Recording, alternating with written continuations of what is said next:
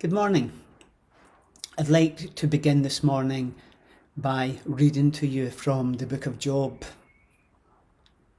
For there is hope even for a tree.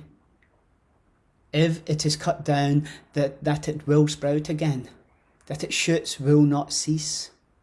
Though its roots grow old on the earth and its stump die in the soil, yet at the sound of water it will bud, and it will put out its branches like a young plant. Last week, Rob reminded us of the persistence of weeds, that their strength lay in the depth of their roots,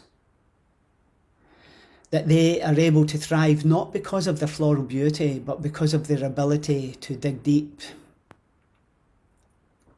The analogy was clear and concise, that if we want to grow strong, then we need to have strong roots.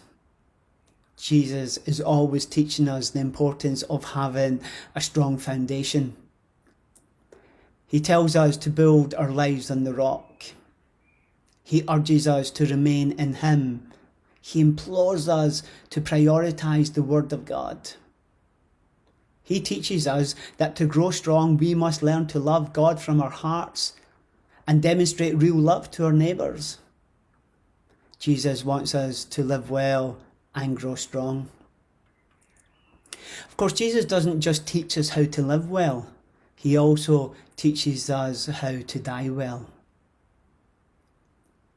We are all aware that COVID-19 can have fatal consequences. However, it's not just our physical lives that are threatened. Many other things that we took for granted came to an abrupt end. Playgrounds are deserted, streets are eerily quiet, shops are closed and pews are empty. In a matter of weeks, life as we knew it changed dramatically. Can good come from this disaster? Many of the prophets might ask. Joseph tells his brothers, "You intended to harm me, but God intended it for good, to accomplish what He is now doing." I am discovering that new things are being birthed in the wake of this disaster. Wonderful things are actually happening. Neighbours are talking to each other. People are looking out for one another. Complete strangers are showing untold kindness. The country is pulling together and there is an abundance of courage and kindness and compassion. Even the environment has benefited. The earth is breathing again. Air quality across the world has changed dramatically. Pollution has been replaced with human kindness. There's a real sense of unity and purpose all around us. It would appear that this disease has brought out the best in us all. Jesus says that unless a seed falls to the ground and dies, it cannot bear much fruit. He goes on to say that whoever wants to save his life must lose it. A few weeks ago we celebrated Easter. Christ died and rose again. The grave could not keep Him, death could not hold Him. The most important thing about Jesus' life was His death. Job was facing an unprecedented tragedy. He began to question the meaning of his own existence. He writes, "Mortals born of women are of few days and they are full of trouble." And yet, when he looks at a tree that appears to be almost dead, his hope is revived. He writes, "For there is hope for a tree, even if it is cut down, that it will sprout again, that its tender shoots shall not fail."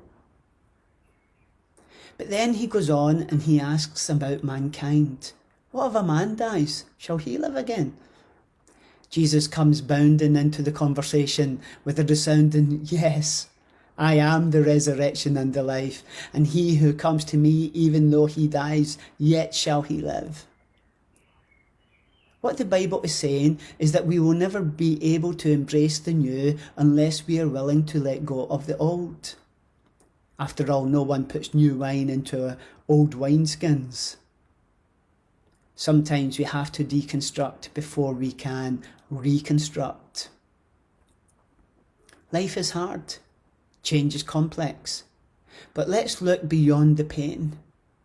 Society is now a kinder place. People are more open to God. Churches have risen to the challenge and have become incredibly creative. God is doing something new. There is an amazing opportunity for the church to redefine itself as we emerge out of this crisis. I close with a poem written from one of our key leaders here in the city. It's called No Separation. No separation, there is no isolation from a community of Christian loving. No isolation from a peace that passes understanding. No isolation from joy never ending. No isolation from a hope that is everlasting. There is no isolation from the God of salvation.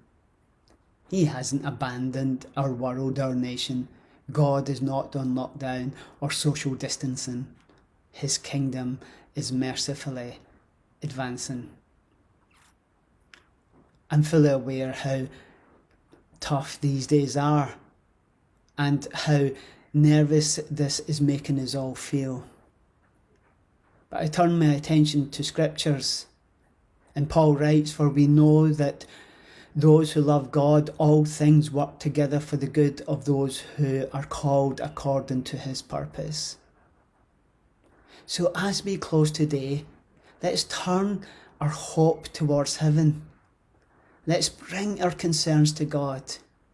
And let's begin to open our eyes that we will begin to see the new thing that he is doing in our lives, through our church, in our city. Thank you, everyone. Take care. And God bless.